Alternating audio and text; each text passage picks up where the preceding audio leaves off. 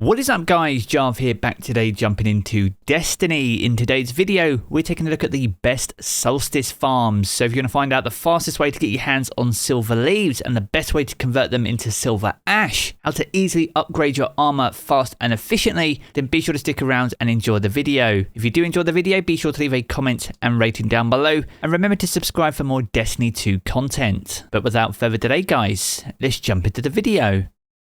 Another year and another Solstice event. However, this time, this is no longer the Solstice of Heroes, and it is simply the Solstice. And with that, we see a brand new activity with Bonfire Bash, new materials, new armor that we can re-roll, and also a new weapon to chase. Now, one of the newest additions to Solstice is the introduction of an event card. Now, the event card contains challenges, and upon completing those, these will grant you Kindling, which is a key currency we'll need to upgrade our armor sets. Now, to pick up your event card, you need to pay either Levante a visit over in the tower, and this card is free and available to everyone. You can upgrade your event card if you wish, and this will allow you to spend event tickets that you also earn by completing challenges, and this will allow you to purchase additional cosmetics that are exclusive to the Solstice event. Now, it's important to stress that you do not need to upgrade your event card if you're only seeking out high stat armor and the glows that you can unlock on them. As we mentioned, upgrading your event card purely allows you access to additional cosmetics that you can earn by partaking in the event. Now, as well as getting Kindling by completing these challenges, these will also contribute towards unlocking the new seal for the Solstice event this year. And on top of the Solstice seal, there's also a brand new event seal that we'll be able to earn over the course of a year by partaking in all the free Destiny events. Both of these seals are absolutely free and available to everyone, so if you're looking to earn them, then you'll need to work your way through their challenges. Now, as we mentioned earlier in the video, there are some key materials that we'll need to earn as part of this year's Solstice event. One of the brand new materials or currencies is called silver leaves, and we get these by completing activities throughout the game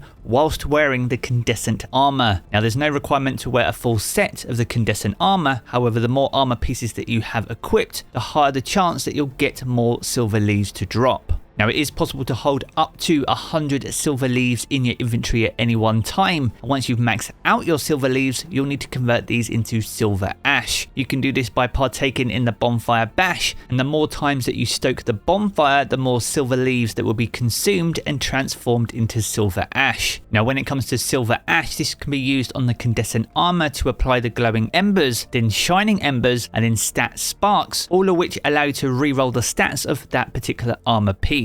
Now, as for the Kindling, this can also be applied to the armor, and by doing so, this will grant you access to those better embers and also the higher stat roll choices that are granted from those sparks. So in summary, Kindling unlocks your access to higher stat rolls via embers, and you'll need to use silver ash to be able to apply those embers, improving or re-rolling the stats on that armor piece. Now, as for the glows, these can be acquired for Condescent armor by fully rekindling an armor piece by applying Kindling, and you'll need 6 pieces of Kindling in total in order to fully rekindle an armor piece. So that's a quick overview of the Solstice event card, and also the key currencies and materials we'll need to earn, and how you can use them and apply them to your armor to unlock glows and higher stat potential. Now, from here, we're going to take a look at the best way to get your hands on all of those materials, starting off with silver leaves. Now, silver leaves drop from pretty much every activity in the game, and these all provide varying amounts. As we said earlier in the video, the more Condescent armor that you're wearing, the higher the amount of leaves that will drop upon activity completion. Now, as for the ritual activities in the Crucible, Strikes, and Gambit, this will vary between 4 and 6 per completion. A Nightfall, depending on difficulty, will provide between 7 and 11, with Grandmaster Nightfalls granting up to 15. On top of those, public events will range between 3 and 5, with Witch Queen missions providing up to 15 for a single mission completion. Now, there are 2 efficient ways to farm silver leaves, and these depend on whether you're running solo or as part of a fire team. If you're a solo player, the most efficient way to earn silver leaves is by completing normal or heroic public events. These can be completed in little under 90 seconds, and if you're running solo, this opens the opportunity to allow you to double dip on a particular event. Now double dipping is when you quickly complete a public event and then reload into that same instance, and if you're quick enough you'll load into a brand new instance also completing the event that you just completed. Now each run of these public events will grant you between 3 and 5 silver leaves, allowing you to earn up to 10 silver leaves in little under 2 minutes. It's definitely a very efficient way to do it, especially if you're running solo. If you can run as part of a fire team or at least one other person, then the most efficient way by far is via the Witch Queen mission. Now the most efficient mission by far is called the Investigation. Now this is the second mission in the Witch Queen campaign, so it's one of the free missions that is available to absolutely everyone. Now you can either work your way through the Witch Queen campaign or you can select the Investigation from the Witch Queen mission node over in the Throne World, and you want to work your way through that mission as you normally would. And there is a part in the Throne World where you're capturing a plate to unlock a gate, and this will take you forward where you face a Lucent Hive. We need to quickly defeat all these combatants, and once this area is completely clear, this brings us on to the final checkpoint of this mission. Once you find yourself at this location, one of your fire teams needs to switch characters,